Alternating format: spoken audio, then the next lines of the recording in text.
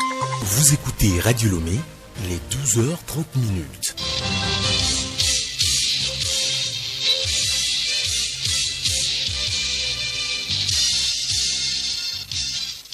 Magazine pluriel. Théophile Dandakou.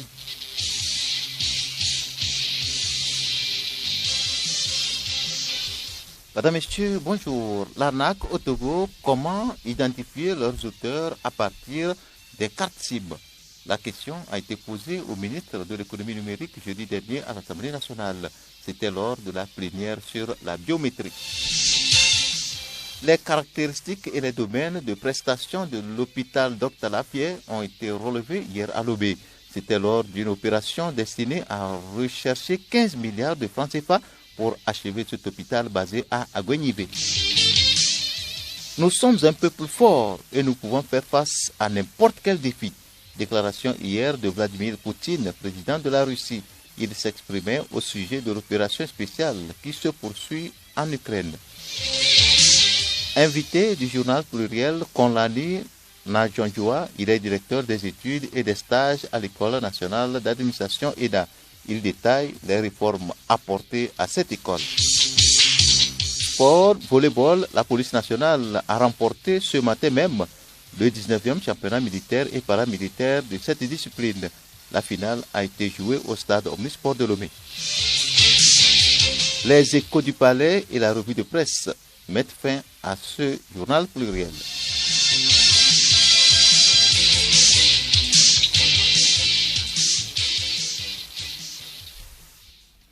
Comment identifier les auteurs des arnaques à l'heure de la biométrie au Togo? C'est l'une des questions phares posées cette semaine à Madame le ministre de l'économie numérique, Sina Lawson. Elle était à l'Assemblée nationale pour le vote de la loi sur la biométrie. Suivons donc la série questions-réponses de jeudi à l'hémicycle. Nous voulons savoir qu'est-ce qui sera fait exactement pour renforcer la capacité des acteurs intervenant dans le secteur de la cybercriminalité. Entre autres, on parle de la police, la gendarmerie et les magistrats. Est-ce que le Togo dispose aujourd'hui d'un spécialiste de la cybersécurité? Je voudrais juste donner une preuve avec ce monsieur qui se prend toujours comme directeur de la CET, qui demande aux gens qu'ils veulent venir placer le compteur et puis après il te dit d'envoyer de l'argent pour qu'ils puissent déplacer le compteur. Et quand vous tentez de le raisonner, il vous insulte proprement et il le raccroche. Je voudrais savoir qu'est-ce qui est fait jusqu'ici pour qu'on ne soit pas capable d'identifier formellement ces personnes-là. Est-ce que le processus d'identification est arrivé à terme? Et secondo, pourquoi est-ce qu'on continue pas à vendre les puces comme ça dans la rue? Est-ce que le Togo dispose de spécialistes en cybersécurité? Oui. Et qui sont-ils? Le premier spécialiste, c'est l'Agence nationale pour la cybersécurité avec le DG qui est là, le commandant Gwaliba.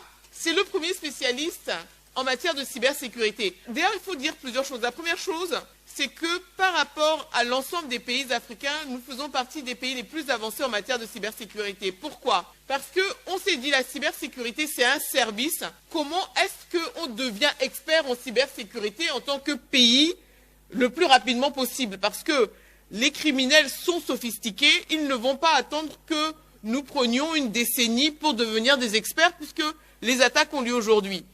Alors, qu'est-ce que nous avons fait? Nous avons réfléchi en disant il faut qu'on crée une agence de cybersécurité, mais cette agence, en fait, a besoin d'un bras opérationnel qui puisse intervenir aujourd'hui avec les meilleurs outils et la meilleure compétence qui existent dans le domaine de la cybersécurité. C'est la raison pour laquelle, en 2018, nous avons créé une entreprise qui s'appelle Cyberdéfense Africa, CDA, qui est le bras opérationnel de l'ANSSI, l'Agence nationale pour la cybersécurité. Qu'est-ce qui est fait pour renforcer les capacités de la police et de la gendarmerie? C'est une bonne question. La première chose, c'était important d'adopter les règles de cybersécurité parce que vous savez bien que la police et la gendarmerie veillent au respect des règles. La seconde chose, c'est que dans son plan 2022 opérationnel, l'ANSSI a un schéma, un programme de formation de plusieurs acteurs, y compris la police et la gendarmerie. Parce qu'il y a aussi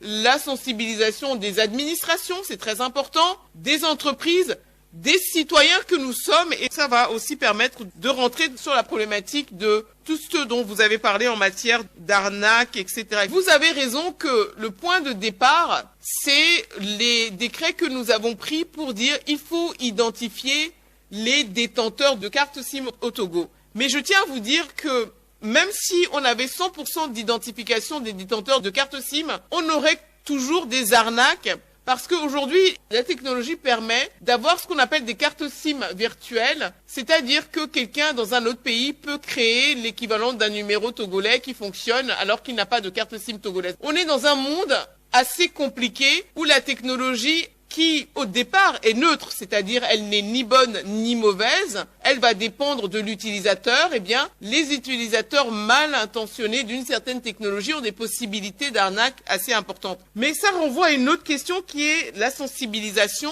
et l'éducation des individus. Parce qu'en fait, lorsque je reçois un SMS, si c'est un numéro que je ne connais pas, je vais être attentive aux messages, etc. Et si la personne prétend être, par exemple, le DG de la CET, si vous connaissez pas le DG de la CET, il n'y a pas de raison qu'il vous écrive pour vous demander de lui envoyer de l'argent ou quelque chose. Vous voyez, ça, c'est une question d'esprit critique. Et il faut que tout le monde s'exerce son esprit critique parce que les problèmes que vous mentionnez sont des problèmes qui existent dans tous les pays, en fait. Et donc, on est démunis par rapport à la manière dont on pourrait régler ces problèmes. Mais il faut que nous nous engagions nous-mêmes à réfléchir, à questionner lorsque nous recevons ces messages. Alors, pourquoi est-ce qu'on vend des puces dans la rue? Parce qu'en fait, on veut que ce soit facile pour tout le monde d'acheter une puce à n'importe quelle heure du jour et de la nuit. C'est vrai que nous avons des problèmes parce que nous avons limité le nombre de puces à acheter par individu, mais ça peut pas être la solution. C'est vrai qu'aujourd'hui aussi, on a des problèmes de vendeurs de cartes SIM. Vous arrivez, vous dites, j'ai pas de pièce d'identité, il va dire, utilisez ma pièce d'identité. Et c'est pour ça qu'on a limité pour éviter cette espèce de fonctionnement. Mais il y a un délai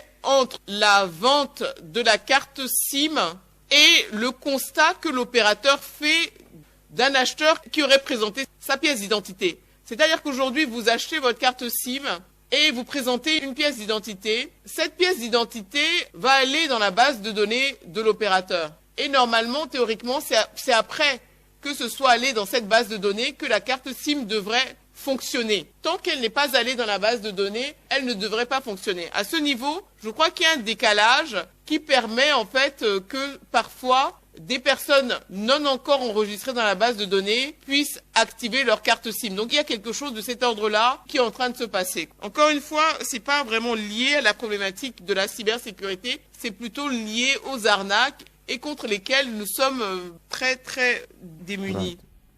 L'arnaque, donc, est devenue monnaie courante aujourd'hui au Togo au point de devenir une profession pour certains. La plus répandue est l'arnaque au téléphone. Elle revêt diverses formes, comme le dit Juliette Kamdé. L'arnaque désigne le fait d'obtenir quelque chose de quelqu'un par une manœuvre frauduleuse. L'arnaque, c'est simplement le vol ou encore l'escroquerie. Elle a pris une certaine ampleur, aidée par les technologies de l'information. Au Togo, 305 faits d'arnaque ont été enregistrés par la police nationale pour le compte de l'année 2021. Commissaire principal de police Akakbo Ojoloré, adjointe au directeur central de la police judiciaire. Nous avons les arnaques au branchement de la CET et de la TDE. Une autre forme, c'est que par message, un numéro inconnu vous recommande de le contacter au sujet d'un dossier de terrain en cours à la justice.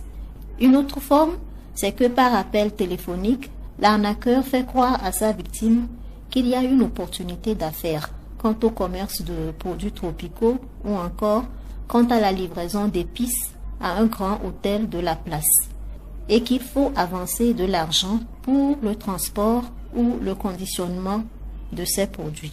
Il y a aussi le cas où l'arnaqueur vous appelle, tout alarmé en vous informant qu'un de vos proches parents vient d'être victime d'un accident de la circulation. On peut aussi citer encore le cas où l'arnaqueur se présente à sa victime comme étant un marabout, sollicité pour attenter à votre vie. Mais, pris de compassion, il demande à sa victime une petite contribution financière pour accomplir le rituel inverse. C'est cette dernière forme d'arnaque qu'a vécu récemment Yakole Koko. La dernière fois, j'avais eu un appel en absence Une fois, j'ai rappelé la personne.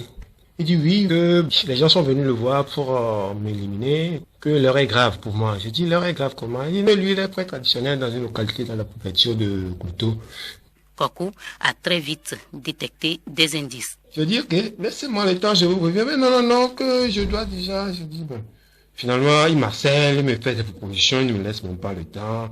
À un moment donné, j'ai raccroché. 3 Togolais sur 7 ont déjà été victimes de tentatives d'arnaque. Redoublant de vigilance, ces individus mal intentionnés ont fait de l'escroquerie un métier.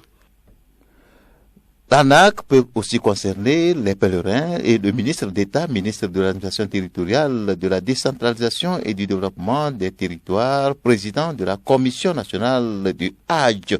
CNH porte à la connaissance des futurs pèlerins que pour des raisons de modification de programmation des vols à la Mecque, les dates de départ initialement annoncées pour les 21, 22 et 23 juin 2022 sont reportés au 30 juin, 1er et 2 juillet 2022.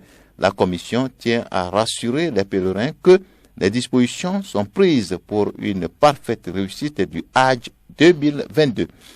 Pour un meilleur contrôle de suivi des travaux sur le terrain conformément au permis de construire, le gouvernement a mis en place en 2019 une commission d'inspection des travaux de construction. Une fois sur le terrain, celle-ci s'assure que l'ouvrage est réalisé par des professionnels, ceci pour éviter les risques d'accident. Comment se fait l'inspection sur le terrain? Kossi Akidjeta, président de cette commission. L'inspection se fait en 3 phases. La première phase, c'est pendant les fondations. Au moment où on réalise encore des ouvrages enterrés, la partie enterrée du bâtiment, la commission doit pouvoir venir s'assurer que les alignements sont respectés. Par exemple, si sur le plan, il est prévu un recul de 2 mètres par rapport à la voie publique, il ne faut pas que ça devienne 1 mètre pendant la réalisation. Il faut que ce qui a été autorisé soit respecté scrupuleusement. Et il y a aussi certaines installations qui se font en début de chantier, comme la mise à la terre. C'est de l'électricité pour éviter les risques d'accidents électriques. La deuxième phase, c'est quand les travaux de gros œuvres sont terminés. C'est-à-dire le bâtiment est mis hors d'eau. Si c'est en charpente, la couverture est posée. Et la commission revient donc pour vérifier la conformité de ce qui est exécuté par rapport au plan soumis pour l'obtention du permis de construire et vérifier notamment les dimensions des ouvertures, par exemple, parce que quelqu'un peut avoir mis des fenêtres de 2 mètres de large et sur le terrain, il réalise 1,5 m, c'est pas conforme parce qu'il y a des normes à respecter. Quand on a vérifié tout cela, et que c'est conforme et que l'équipe qui fait les travaux est compétente, et bien donc on autorise de continuer les travaux, d'entamer la finition. Quand la finition est terminée, la commission revient pour la 3e fois pour vérifier que les travaux sont exécutés conformément aux règles de l'art et que le permis est respecté. Par exemple, si sur façade urbaine, vous avez prévu de mettre une couleur un peu pâle et pas violente, et que vous venez à tout peindre en rouge, vif, violent, la commission peut estimer que ce n'est pas conforme à l'image que vous avez soumise initialement et donc permettre des réserves. Mais s'il n'y a pas de réserve du tout, donc ça ouvre la voie à la délivrance d'un certificat de conformité. Et le certificat de conformité, qui est un acte d'urbanisme, est délivré par le maire. Mais le maire ne fait pas partie de la commission. Alors il délègue quelqu'un qui le représente et qui signe séance tenante. Quelle est alors la composition réelle de cette commission? Retrouvons Kossi Akidjeta. Il y a plusieurs structures, notamment des structures de l'État et des structures non étatiques. Il y a d'abord le ministère en charge de l'urbanisme, de l'habitat et de la réforme foncière. Également le district autonome du Grand Lomé, pour ce qui est des 13 communes du Grand Lomé. Et les représentants des communes. Il y a le corps des sapeurs-pompiers pour s'assurer que les questions de sécurité sont bien gérées. Également l'Ordre national des architectes du Togo ainsi que l'Ordre national des ingénieurs du Togo, l'ONIT. Quand on va sur le terrain, on doit pouvoir trouver 4 structures, à savoir d'abord le promoteur, le maître de l'ouvrage, l'architecte et ses collaborateurs. On doit pouvoir trouver également les entreprises de travaux. Et en dernière position, un contrôle indépendant qui vérifie la qualité des dosages, les bonnes dimensions des armatures utilisées. Aujourd'hui, nous approchons les 150 inspections déjà. Sur 3 ans, on pouvait en faire davantage, mais les sollicitations ne viennent pas comme cela se devait. il y a beaucoup de chantiers qui démarrent et où il n'y a pas d'inspection parce que la commission doit être saisie par la mairie qui elle-même est saisie par le promoteur. Et la commission n'est pas une brigade de répression, elle est là pour accompagner, elle a été mise en place pour accompagner, pour instruire avec pédagogie, pour mieux faire. Et donc c'est à l'architecte du projet à chaque phase de saisir la mairie ou de faire saisir la mairie par son maître d'ouvrage et la mairie alors saisit la commission qui intervient. C'est très avantageux de faire l'inspection parce que vous voyez la qualité des personnes qui composent la commission. C'est plusieurs corps de métier. Donc, il y a un apport important sur la bonne qualité des travaux avec l'intervention de ces différents corps de métier. Et c'est des professionnels de haut niveau que l'État met gracieusement à la disposition du citoyen pour l'accompagner à mieux réaliser ses ouvrages. L'invité de la rédaction, Bassimzoué Edjam-Echaki, il est directeur adjoint des services techniques du district autonome du Grand Lobé. Il parle de la procédure à suivre pour avoir aujourd'hui un permis de construire. Il est au micro de Nathalie Kwanege. Bonjour, Bassimzoué Edjam-Echaki. Qu'entend-on par permis de construire? Merci pour l'occasion que vous nous donnez. Le permis de construire est un acte d'urbanisme délivré par le maire pour autoriser à un promoteur immobilier de réaliser en toute confiance et en toute sécurité son projet. Par le passé, ça se faisait manuellement. Et quand ça se fait manuellement, ça prend du temps, voire 6 mois à 1 an, avant d'avoir un permis de construire. Aujourd'hui, grâce à la dématérialisation, on prend moins d'1 mois pour délivrer le permis. Le permis a une durée de validité de 4 ans. Et au bout de 4 ans, vous devez pouvoir terminer votre construction. Mais si ce n'est pas terminé, on peut vous proroger de 2 ans. Comment procéder pour avoir ce document? C'est d'abord le travail de l'architecte, qui est un professionnel dans la construction. C'est lui qui monte le projet du promoteur. Et l'architecte doit être inscrit à l'Ordre national des architectes du Togo et il est consacré par la loi de notre République. Entre autres dossiers qui doivent constituer, nous avons des plans, des dossiers techniques de conception pour s'assurer d'une bonne organisation de l'espace, pour s'assurer également du respect de l'environnement, du respect des règles d'urbanisme, du respect du voisinage et d'assurer la sécurité de l'immeuble qu'on est en train de construire, puisque l'immeuble doit se supporter lui-même et doit supporter également les charges qu'on va lui conférer en collaboration avec d'autres professionnels qui montent ce dossier technique. Et en dehors du dossier technique, il faut que l'architecte puisse avoir le titre de propriété de son client. Et on appelle titre de propriété soit le titre foncier, soit un certificat administratif ou un acte notarié. Il faut aussi qu'on sache où se trouve ce terrain, donc les coordonnées géographiques de l'emplacement du terrain, les plans de situation, la direction du vent. Ces éléments rentrent dans la condition de la demande de permis de construire. Dans quel cas le permis de construire est-il accepté? Le permis est accepté dans certains cas très précis. Pour les immeubles de faible importance, on n'a pas besoin de permis de construire, par exemple. On a juste besoin d'une déclaration des travaux. Les immeubles de faible importance, je veux construire la guérite pour mon gardien. Juste une petite pièce pour ne pas lui permettre de se coucher, dormir et ne pas garder. Juste pour s'abriter. Et là, vous faites juste une déclaration des travaux. On a également les terrasses. Quand vous voulez réaliser une terrasse qui est sur une hauteur de moins de 2,5 mètres, vous n'avez pas besoin d'un permis de construire. Si vous voulez réaliser la clôture de votre maison qui n'atteint pas 2 mètres de hauteur, vous n'avez pas besoin d'un permis de construire. Vous voulez construire des immeubles dans une caserne, par exemple. Là, les militaires n'ont pas besoin de permis pour ces genres de travaux. Donc, il y a 11 cas précis dans le décret 2016/043/PR du 1er avril 2016 qui cadre ces cas où on n'a pas besoin de permis de construire. Merci. Je vous remercie. La construction de l'hôpital Saint-Pélégrin, devenu Dr Lafayette, se poursuit. La Caisse nationale de sécurité sociale veut ainsi mettre à la disposition des Togolais cet hôpital de référence pour des soins de qualité. Dr Lafayette nécessite 15 milliards de francs CFA pour achever ses travaux. Sa capacité et ses différents domaines d'intervention avec Pacom Johnson.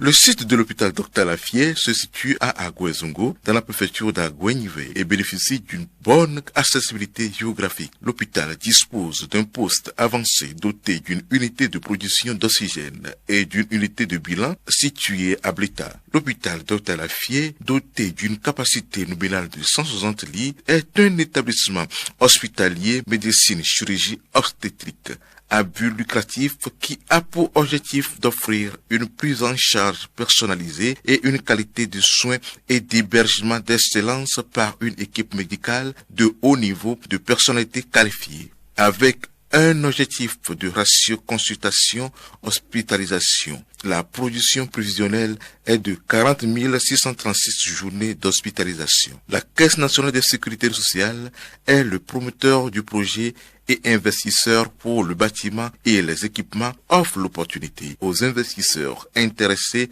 à s'associer à elle. L'objectif étant de capitaliser la société qui gère l'hôpital Dr Lafayette à hauteur de 25,10 milliards de francs CFA afin de constituer les fonds propres nécessaires à l'exploitation de ce projet.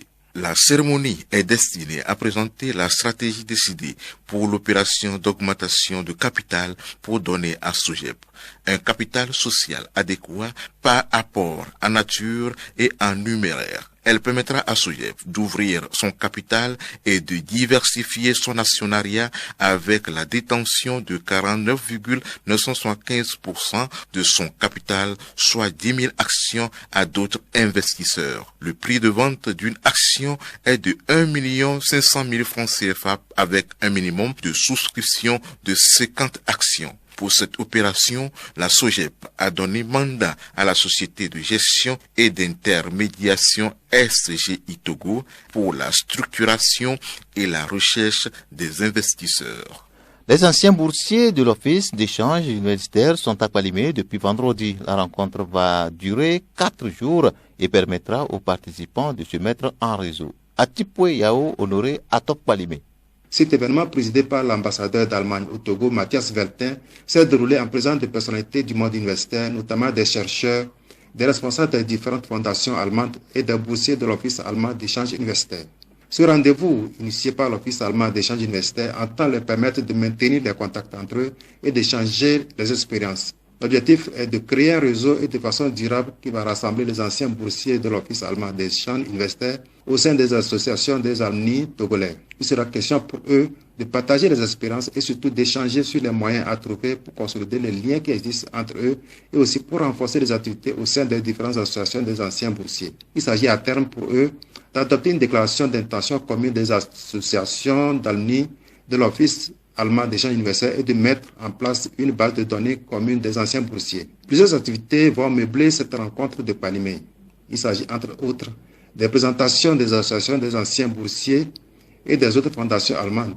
Il y aura aussi des exposés sur les offres de bourse de l'Office, des programmes de mentoring des associations d'alumni en Allemagne, la promotion du genre dans l'enseignement supérieur et des sciences. L'ambassadeur d'Allemagne au Togo, Matthias Veltin, a encouragé les participants à saisir cette opportunité pour renforcer les relations afin de mieux partager les avantages des différentes bourses. Il leur a demandé de renseigner les plus jeunes et de déterminer comment promouvoir les échanges avec l'Allemagne en mettant en valeur ce qu'ils ont appris en Allemagne pour le développement du Togo. M. Veltin leur a demandé aussi d'exploiter les expériences et connaissances acquises en Allemagne afin de créer un réseau mondial actif en constante expansion afin de collaborer avec les anciens boursiers considérés comme des partenaires. Le président du comité d'organisation, M. Nicolas Leube, a indiqué qu'il est important pour tous les boursiers de se mettre ensemble pour contribuer non seulement au développement de la société au Togo, mais aussi de promouvoir leur carrière professionnelle et de partager les expériences et compétences avec les futures générations au Togo. Pour le professeur Akila Aouli et Dr Da Afi Akpene Akako, anciens boursiers, cette initiative est louable et ils ont relevé son intérêt. Pour eux, la rencontre leur permet de faire connaissance avec les autres boursiers qui ont bénéficié du financement de l'Office et des autres organisations allemandes. De Kwalimé, Atipwe Honoré pour Radio Lomé.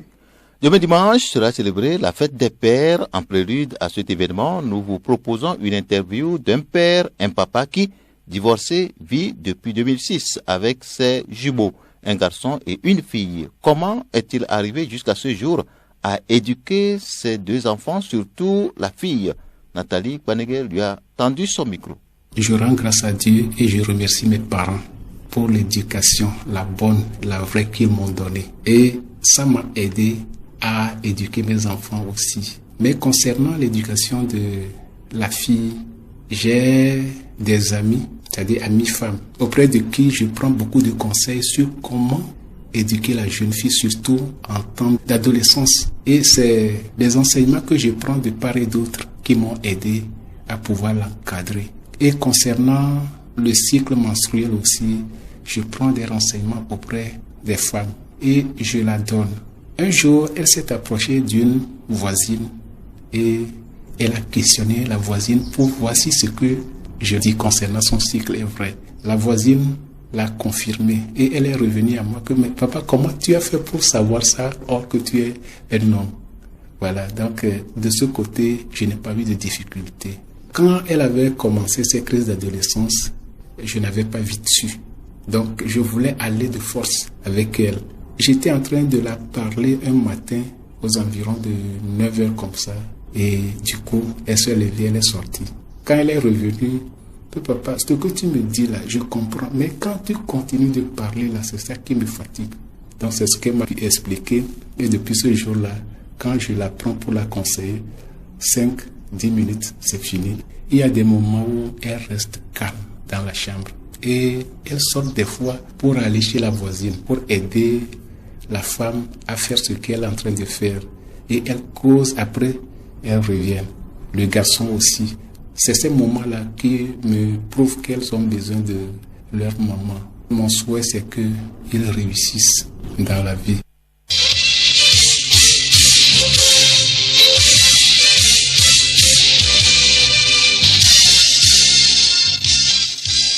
C'est l'international. D'abord, au Mali, la nouvelle loi électorale a été adoptée hier après-midi à une très large majorité, mais avec beaucoup de modifications apportées au texte initial qu'avait proposé le gouvernement. La nouvelle loi électorale est censée améliorer l'organisation des futurs scrutins, plus de transparence, plus d'indépendance, plus de légitimité et moins de contestation possible. Et tout cela grâce notamment à un nouvel organe unique de gestion des élections. Sa création est la mesure phare de la nouvelle loi électorale, l'autorité indépendante de gestion des élections EIGE.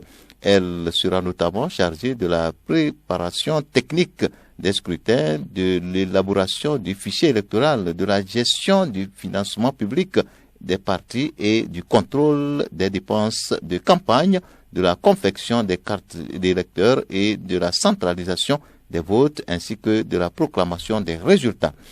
En Russie, à présent, le chef de l'État russe Vladimir Poutine a réaffirmé hier sa détermination à poursuivre son opération spéciale en Ukraine. C'était lors d'un long discours prononcé au Forum économique international de Saint-Pétersbourg. Vladimir Poutine a accusé l'Occident d'arrogance coloniale et de vouloir écraser la Russie avec des sanctions stupides qui n'ont jamais eu la moindre chance de fonctionner. Nous sommes un peuple fort et nous pouvons faire face à n'importe quel défi. Comme nos ancêtres, nous résoudrons tous les problèmes. Toute l'histoire millénaire de notre pays en témoigne, a déclaré Vladimir Poutine. La Russie n'est pas à blâmer pour la hausse actuelle des prix de céréales, a souligné Vladimir Poutine, qui accuse les États-Unis de faire grimper les prix des denrées alimentaires en faisant tourner la planche à billets et en s'accaparant les vivres sur les marchés mondiaux. Invité du journal directeur Konlani Nadjoa, il est directeur donc des études et des stages cycle 3 de l'École nationale d'administration ENA. Il s'entretient avec Yao Kamake au sujet des réformes engagées par cette école. Docteur Konlani Nayonjoa, bonjour. Bonjour. Dites-nous, quelles sont les missions de l'École nationale d'administration, l'ENA? L'ENA a pour mission de contribuer au développement des compétences de gestion dans la formation publique togolaise et d'appuyer la mise en œuvre des réformes administratives qui y sont engagées. Alors, cette mission s'incarne dans la formation initiale et dans la formation continue. À cet effet, elle offre des programmes et des activités de formation continue qui donnent accès à des postes de catégorie A. Elle offre aussi des programmes et des activités de formation continue de sa propre initiative ou en réponse à des commandes provenant de l'appareil administratif. Elle réalise des activités de recherche et de veille en appui à la mise en œuvre des réformes administratives engagées par le gouvernement togolais. Elle entretient des échanges et signe des ententes avec des institutions de formation étrangères pour améliorer la qualité de ces programmes. Elle accueille en outre des élèves d'origine étrangère dans la mesure où cela ne compromet pas sa capacité de répondre aux besoins nationaux. Elle accueille aussi des personnes extérieures à la fonction publique dans la mesure où cela ne compromet pas la capacité de servir. Enfin, l'ENA remplit tout autre mandat qui lui est confié par le gouvernement au fin du renforcement de la capacité administrative de l'État. Maintenant, qui a accès à votre école pour être formé? Comme je l'ai souligné, l'école nationale d'administration, c'est l'école de la fonction publique togolaise. Donc, prioritairement, ce sont des agents publics qui ont accès à la formation à l'école nationale d'administration. Par voie de concours, évidemment, on a un concours interne et un concours externe. Le concours interne concerne les fonctionnaires déjà en poste qui voudraient, pour plusieurs raisons, changement de catégorie, améliorer leurs compétences, décident de venir passer le concours. Donc, eux sont recrutés en concours interne. Et le concours externe, c'est quand on recrute des étudiants ou d'autres personnes qui veulent servir l'administration publique. Ces premiers deux groupes que je viens de mentionner, dès qu'ils finissent, ils retournent dans l'administration publique. À côté de ces deux catégories, il y a une troisième catégorie d'étudiants que nous recevons, qu'on va appeler des externes, qui peuvent être des nationaux comme des non-nationaux. Pour les nationaux, ils proviennent de différents secteurs d'activité, des entreprises privées, parapubliques, qui viennent renforcer leurs capacités pour retourner améliorer la gouvernance administrative de leurs services. Pour les étrangers, essentiellement les pays de la sous-région qui viennent solliciter les services de l'ENA pour former leurs agents. Là aussi, ils arrivent soit des agents, des fonctionnaires de ces différents pays ou des étudiants de ces différents pays. Dans l'un ou dans l'autre cas, il y a des modalités qu'il faudra respecter avant de s'inscrire à l'école nationale d'administration. Et le minimum de niveau pour prétendre venir être formé à l'ENA? Alors, pour se former à l'ENA, on a deux cycles de formation. Il y a le cycle 2 et le cycle 3. Au cycle 2, on y entre avec le bac et on doit faire 3 années de formation, ce qui fait environ 6 semestres de cours. Au cycle 3, on y entre avec la licence LMD, ou si on était déjà fonctionnaire dans l'administration publique, on doit être de catégorie A2 pour pouvoir faire la formation. Si au cycle 2, vous êtes fonctionnaire, vous devez passer le concours, vous devez être de catégorie B. Monsieur le directeur des études, l'on constate aujourd'hui une modernisation de votre école l'ENA. Pourquoi ce besoin ou cette nécessité de la moderniser? La modernisation s'impose à nous pour deux principales raisons. D'abord, au niveau stratégique, cette modernisation répond à la préoccupation majeure des autorités de disposer des ressources humaines de qualité dans l'administration publique. Et on pense qu'il faut qu'on puisse moderniser l'école d'administration nationale pour la consolider dans sa mission afin de mettre à disposition des cadres supérieurs bien formés. Deuxièmement, la modernisation aussi répond à un souci physique, notamment d'amélioration des conditions d'accueil. Nous avons un cadre qui ne répondait plus et il fallait qu'on travaille pour améliorer ce cadre de manière à ce que le travail soit beaucoup plus convivial, beaucoup plus efficace, qu'un certain nombre d'équipements modernes puissent être mis en place. Alors, dans le cadre de cette modernisation, c'est les locaux qui sont en train d'être reformés. Mais à côté des locaux, ce sont les programmes qui ont déjà été reformés et nous travaillons de manière à ce que tout ceci-là contribue à un renforcement de capacité suffisamment efficient. Dites-nous à présent, avez-vous le sentiment aujourd'hui que l'ENA garde encore sa notoriété face aux différents centres et instituts, voire des universités publiques ou privées en place? Oui, l'ENA a sa mission. Les autres centres et instituts de formation aussi ont leur mission. Nous ne croyons pas qu'il y ait problème. La mission de l'École nationale d'administration, c'est de former à la gestion des affaires administratives. Les autres centres, notamment les universités et les grandes autres écoles, préparent ces futurs élèves de l'ENA sur des bases théoriques et sur un certain nombre d'acquis nécessaires qu'il faudra disposer avant de faire la formation au niveau de l'ENA, du moins dans le cycle 3. Et donc, quand par exemple l'étudiant arrive au cycle 3, il est préparé à finir comme un cadre supérieur de catégorie A de la même chose quand il arrive au cycle 2, évidemment avec le niveau bac, mais il reçoit une formation qui à la fin le permet d'être en catégorie B, où il rentre avec le bac. Quand il rentre comme fonctionnaire, il sort avec la catégorie B, il finit en catégorie A2, ou bien il rentre avec le bac, il fait 3 ans, ce qui équivaut à une licence qui lui donne la catégorie A2. Alors, dans les deux cas, nous ne sommes pas en concurrence avec les autres écoles, et parler de notoriété, c'est revenir à demander si on était en concurrence ou ça. L'ENA a sa mission, elle joue ce rôle-là, nous croyons, à moins que vous nous démentiez de la chose. Les autres centres de formation et instituts, qu'ils soient universitaires ou autres, jouent aussi leur partition. Mais au finish, nous devons avoir tous des citoyens bien formés à la mission de service public. Au plan formation, la réforme gouvernementale en cours au profit de l'ENA, comme vous l'avez dit, concerne-t-elle les formateurs et les offres de formation aussi? Tout à fait. Nous sommes dans le cadre d'un exercice pilote. Il y a un programme d'excellence que nous avons mis en place depuis cette année pour la promotion 2021-2022. Le programme ouvert uniquement au cycle 3. On pense l'ouvrir pour la rentrée prochaine 2022-2023 au cycle 2. Pour ce qui est de ce programme pilote, il repose essentiellement sur 2 axes majeurs. La refonte des programmes et le changement de méthode pédagogique pouvant permettre que les futurs produits de l'ENA soient les plus pratiques possibles. On le faisait, mais on l'a encore intensifié pour permettre aux futurs fonctionnaires d'être beaucoup plus aguerris. Sur cette base-là, on a révisé les programmes, on les a adaptés sur la base des besoins de l'État et des usagers. On a revu les méthodologies d'enseignement. On a mis l'accent sur l'andragogie, la formation des adultes, pour que les gars puissent être vraiment compétents. Pour réussir ce pari, il fallait qu'on puisse disposer d'un personnel d'encadrement suffisamment outillé. Et donc, nous avons procédé à une sélection des enseignants. Un test de sélection a été organisé et à l'issue de ce test-là, on a retenu sur la base d'un certain nombre de critères des hauts fonctionnaires servant dans les administrations centrales ou décentralisées du secteur public et privé pour venir donner des cours essentiellement pratiques que nous recherchons. Quand nous disons pratique, c'est vrai, dans la lettre c'est bien dit, mais on va encore continuer par accompagner les enseignants à une méthodologie d'enseignement basée sur des cas pratiques, sur des jeux de rôle, sur les méthodes modernes de brainstorming, pour que les étudiants ou les élèves puissent apprendre en le faisant. Nous sommes à l'ère du numérique. Qu'en est-il de l'ENA? Justement, la réforme de l'école met un accent important sur la digitalisation de la formation. Le numérique occupe donc une place centrale dans la modernisation. Donc, nous travaillons de manière à ce que nous puissions développer la formation à distance.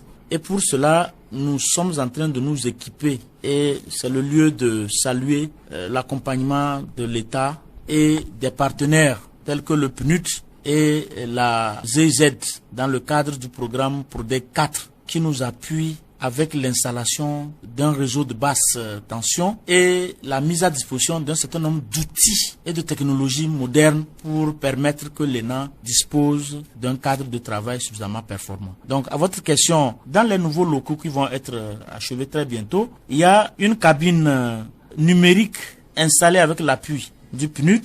Nous avons déjà reçu un certain nombre de matériel. Nous allons continuer par nous équiper. Nous allons avoir une salle de formation avec un pack informatique suffisamment moderne et les outils de formation à distance. Le programme ZZ nous appuie aussi avec l'installation d'un réseau qui va nous permettre de nous connecter pour que dans l'enceinte que nous puissions avoir l'internet à haut débit et qui puisse permettre que nous puissions travailler plus facilement. Du côté du centre de la documentation, nous sommes en train de travailler avec les grands centres de documentation numérique, notamment Kerninfo, pour que Kerninfo, sur la base de nos outils du numérique, puisse mettre à la disposition de l'ensemble des acteurs de l'ENA de ces ressources documentaires, ce qui va améliorer substantiellement la qualité des enseignements donnés au niveau de l'école. Peut-être ce serait trop vous demander, monsieur le directeur des études, le bilan de votre établissement du point de vue nombre de cadres formés, du moins ces 10 dernières années. C'est vrai, je n'ai pas le chiffre exact, pour ces 10 dernières années de manière précise, mais j'ai quand même des statistiques. Annuellement, depuis 2010, à ce jour, un peu plus de 800 à 1000 personnes sont passées par l'ENA en termes d'étrangers et de nationaux. Sur cet effectif, vous convenez avec moi que entre 2009 et 2015, il y a eu des recrutements de nationaux, mais entre 2014 jusqu'en 2019, il n'y en a pas eu suffisamment. Ce qui a fait qu'à un moment donné, il y avait beaucoup plus d'étrangers que de nationaux. Pour finir, en termes de perspective de votre école, que peut-on retenir? Les perspectives doivent s'inscrire dans ce que nous avons dit, dans la modernisation qui est déjà engagée. Perspective immédiate, c'est la finalisation des locaux pour que les locaux soient totalement achevés et avoir des salles de classe qui répondent aux standards des grandes écoles. Toujours dans cette voie de perspective plan local, c'est qu'il faut aller vers la construction d'un amphithéâtre. C'est l'occasion de faire un clin d'œil à tous ceux qui croient en nous qu'il faut avoir un amphithéâtre. La seconde, c'est d'aller vers la formation des formateurs. L'ENA n'est pas une université bis, mais il faudrait que les formateurs s'accoutument aux nouvelles méthodes d'enseignement telles que recherchées. Donc la formation des formateurs est un axe majeur. Troisième axe, c'est l'axe du numérique. Évidemment, un certain nombre d'efforts est déjà fait, mais nous devons continuer par intensifier. L'autre axe, c'est l'axe de partenariat. Il faut que nous puissions effectivement tisser de très bons partenariats pour que l'ENA ne travaille pas en vase clos. Dr Konlani Nayonjoa, merci. Je vous remercie pour l'effort que vous faites et je voudrais à travers votre micro féliciter les autorités de Radio Lomé. Je sais que c'est pas facile, mais vous faites l'effort de couvrir l'ensemble du territoire. Là où la télévision et Wi-Fi, l'internet ne va pas, Radio Lomé va. Écho du Palais, 5 ans de réclusion criminelle pour le sieur Ponsou Sossou. Ce dernier a détruit la maison d'un de ses frères qu'il accuse d'avoir endommagé son poste radio. Retour sur les faits avec Hélène Assabi. C'était à l'occasion de la fête de Noël de l'année 2009 que le nommé Ponsou Soussou, cultivateur de 42 ans, résident à Kato et père de 2 enfants, avait acquis une radio de 12 000 francs CFA pour se réjouir. Ce même jour, son petit frère Ponsou Afonapé était venu lui rendre visite et lui avait demandé de lui payer à boire. Ponsou Soussou, qui ne voulait pas se séparer de sa toute nouvelle radio, l'a pris avec lui et conduit donc son petit frère chez une vendeuse de Solabi où ils prirent quelques verres. Son petit frère lui demanda ensuite de l'accompagner chez leur grand frère Ponsou d'Enrolo. Dans un premier temps, Ponsou Soussou refusa puisqu'il n'était pas en très bonne relation avec celui-ci. Mais il se ravisa par la suite et accepta. Arrivé chez le grand frère en question, alors que l'épouse de ce dernier leur servait quelques verres de Solabi, le grand frère d'Enrolo s'empara de la radio et la brisa au sol. Il prit ensuite un coupe-coupe et mit en petits morceaux les parties que l'on pouvait encore récupérer. Bien que n'ayant rien compris, Ponsou Soussou rentra tranquillement chez lui et fit part de l'incident au doyen de la famille. Ce dernier les convoqua et il fut décidé que les sieurs d'Enrolo et Afonapé remettent chacun 6 000 francs CFA à Ponsou Soussou afin qu'il puisse acheter une nouvelle radio. À la suite de cette assise, des mois passèrent sans que Ponsou Soussou ne rentre dans ses fonds. Il dut faire convoquer plusieurs fois à nouveau Afonapé et apprit finalement que D'Enrolo avait remis sa part à Afonapé qui non seulement n'avait pas cru devoir exécuter sa part d'obligation, mais encore avait utilisé les 6 000 francs que son grand frère lui avait remis à d'autres fins. C'est ainsi que dans la nuit du 16 au 17 avril 2011, sous l'effet de la colère et surtout de l'alcool, Ponsou Soussou mit le feu à la case de Afonapé en prenant soin de bloquer la porte pendant que celui-ci dormait avec sa famille. Le feu consuma et le domaine de Afonapé et celui de 9 autres personnes. Mais grâce à Dieu, il n'y a eu aucune perte en vies humaines. En enquête préliminaire comme à l'instruction, Ponsou Soussou a reconnu les faits qui lui sont reprochés. Il fut donc inculpé de destruction volontaire et détenu suivant mandat de dépôt en date du 20 avril 2011. Renvoyé devant la cour d'assises pour y être jugé, Ponsou Soussou a été condamné à 5 ans de prison lors de l'audience du 18 juin 2014. Les sports du volleyball rideau aujourd'hui à l'OB sur le 19e championnat militaire et paramilitaire. Homme de cette discipline, la police nationale s'est adjugé le trophée au cours de la finale en battant la formation du RCGP Oubéré vers 3-7-0. Le commissaire de police Abi Changani Afenindo, capitaine de l'AS Police. Je suis personnellement dans l'allégresse pour la victoire que nous venons d'avoir après un combat rude avec notre adversaire, le RCGP. Nous avions confiance les uns aux autres. Nous avons fait prévaloir notre esprit de cohésion. C'est ce qui nous a permis de remonter tous les points qui nous ont été pris jusqu'à prendre le second set. La gendarmerie nationale, la championne sortante, s'est classée 3e devant le premier régiment d'infanterie de Zoula. Au total, 40 matchs ont été disputés par les 18 unités participantes. Le colonel Songhai Kabounyandi, chef de la division de l'éducation physique et militaire à l'état-major des forces armées togolaises, dresse le bilan de ce championnat. Il y a des matchs ici qui ont été de vrais. Je prends par exemple le match entre la gendarmerie et la police en demi-finale. J'ai revu le volleyball d'il y a une vingtaine d'années. Le reste, il faut qu'on travaille davantage parce qu'il y a beaucoup de jeunes qui sont rentrés dans la maison volleyball maintenant. Il faut travailler pour qu'ils rentrent dans l'arène. Dans l'ensemble, les équipes n'ont pas le même niveau. Ça, il faut l'avouer. Le volleyball dans l'armée, on sait toujours le carré d'as. Cette année, il y a eu un incident de parcours, je ne sais pas comment, une amélioration. Le premier est arrivé en demi-finale. C'était du jamais vu depuis que nous avons commencé notre carrière. Le classement n'est pas hasardeux, à part le premier qui s'est retrouvé en 4e place. La particularité, c'est qu'il n'y a pas eu de petite équipe en tant que telle. La sélection, elle est faite par la direction technique nationale qui va nous transmettre les joueurs sélectionnés. Et il faut qu'on ait une équipe type pour pouvoir participer aux activités nationales. Terminons par la revue de presse. État d'urgence décrété dans les savanes au nord du Togo. C'est l'essentiel au menu de cette revue de ce magazine pluriel. Une présentation de Yao Kamaki. L'état d'urgence sécuritaire décrété par le gouvernement dans la région des Savanes afin de lutter contre le terrorisme a occupé une grande place dans les colonnes des journaux parus cette semaine, alors que le journal Triangle des enjeux parle de cumul d'état d'urgence au Togo et pense que les populations des savanes courent le risque d'un étouffement. Le confrère Le Magnan Libéré trouve qu'il s'agit là d'une mesure importante qui devrait être mise en œuvre dans un esprit de franche collaboration et de bonne entente avec les populations. L'état d'urgence, explique l'hebdomadaire, ne doit pas être interprété comme une sorte d'aggravation de la situation, mais une action de renforcement de la protection de notre pays, déplorant les attaques subies par notre pays. En moins d'un an, le quotidien Togo Matin, dans sa parution de mercredi, recommande que, face à cette menace, le gouvernement doit agir vite. Il ne s'agit pas, précise le journal, de rester laxiste et avoir la situation pourrir pour ensuite se plaindre, comme on a pu l'observer dans plusieurs pays du Sahel. Le moins qu'on puisse dire, renchérit le journal hebdo Le Libéral, est que cette mesure prise dans l'extrême nord du pays permette aux autorités togolaises d'agir avec beaucoup d'efficacité afin d'enrayer les velléités de ces groupes barbares qui mettent en danger la paix civile.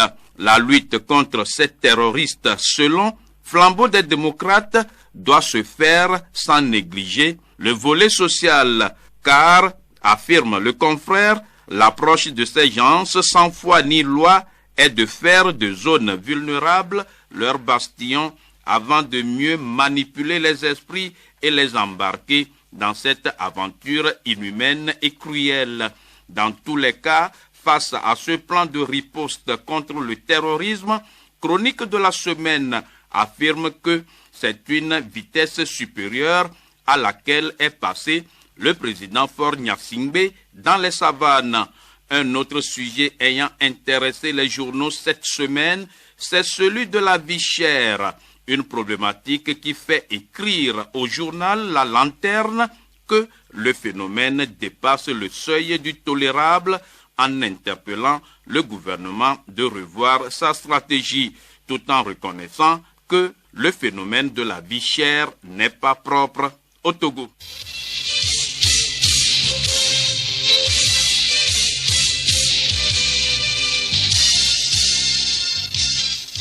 Pluriel, le magazine hebdomadaire de Radio Lomé. Pluriel, c'est fini pour aujourd'hui. Retenons pour l'essentiel que l'arnaque au Togo, comment identifier leurs auteurs à partir des cartes SIM. La question a été posée au ministre de l'économie numérique jeudi dernier à l'Assemblée nationale. Et c'était lors de la plénière sur la biométrie. Les caractéristiques et les domaines de prestation de l'hôpital Dr Lapierre ont été relevés hier à Lomé. C'était lors d'une opération destinée à rechercher 15 milliards de francs CFA, ceci pour achever cet hôpital basé à Guénivé.